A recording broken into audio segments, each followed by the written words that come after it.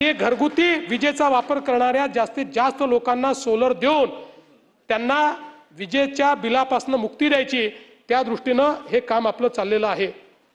Transformer आणि वितरण रोहित्र या संदर्भातही काही लोकांनी मुद्दा मांडला।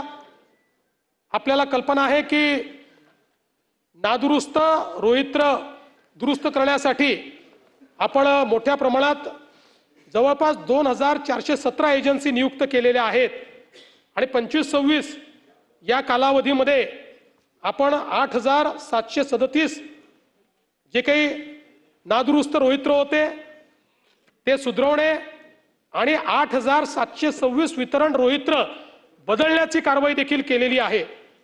यासोबत जवळपास 10400 थ्री फेज वितरण रोहित्रांचा साठा आता आपल्याकडे उपलब्ध आहे।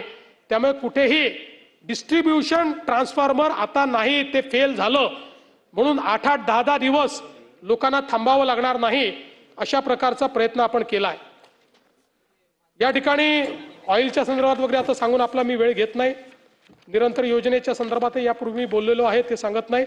RDSS मध्ये मोठ्या प्रमाणात जे काम चाललेलं आहे ते सांगून आपलं मी आता वेळ या ठिकाणी घेत नाही। पण ऊर्जा क्षेत्रामध्ये अतिशय क्रांतिकारी अशा प्रकारचं काम करण्याचा प्रयत्न आपण करतो। अर्थात पुढचे 3-4 वर्ष इन्फ्रास्ट्रक्चर मध्ये खूप काम आपल्याला करावं लागणार आहे, कारण ज्या पद्धतीने आपली विजेची मागणी वाढलेली आहे तेवढ्याच वेगानं डिस्ट्रीब्यूशन नेटवर्क आणि ट्रान्समिशन इन्फ्रास्ट्रक्चर हे आपण तयार करू शकलेलो नाही।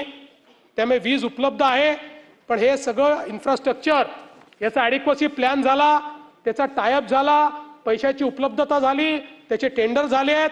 आता ह्याचं एक्झिक्युशन करण्याकरता पुढच्या 3 वर्षामध्ये फेजमध्ये हे या ठिकाणी होईल आणि या महाराष्ट्राला अतिशय दर्जेदार अशा प्रकारची वीज या ठिकाणी स्वस्तात देण्याचं काम हे या राज्य सरकारच्या माध्यमातून निश्चितपणे करण्यात येईल।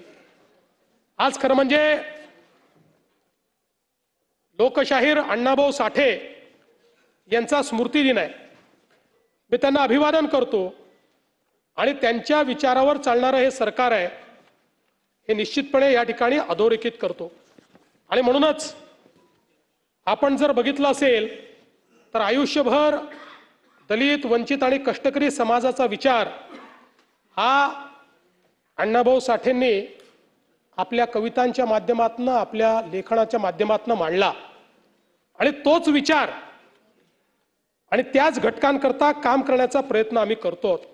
आणि म्हणून निश्चितपणे मी समाजातल्या सर्व प्रकारच्या वंचितांना आश्वस्त करतो की हे सरकार सातत्याने वंचितांचा विचार करून त्यांच्याकरता काम करेल। आज मुंबई करता अनेक प्रकल्प आपण करतो आहोत। अटल सेतू पूर्ण झालाय, एक कोस्टल रोड पूर्ण झालाय, आता बांद्रा वर्सोवा कोस्टल रोडचं काम चाललंय। वर्सोवापासून दहिसर आणि दहिसरपासून भाईंदर याचे वर्क ऑर्डर आपण दिलेले आहेत, त्याचेही काम आपण चालू करतो। त्यामुळे वेस्टर्न साइडला सीमलेस कनेक्टिव्हिटी आपण करतो आणि यासोबत भाईंदर म्हणजे उत्तन पासून तर विरार पर्यंत एक अजून सागरी सेतू तयार करण्याकरता आपला प्रकल्प तयार झालेला आहे। जायकाकडे आपण तो लवकरच देतो आहोत।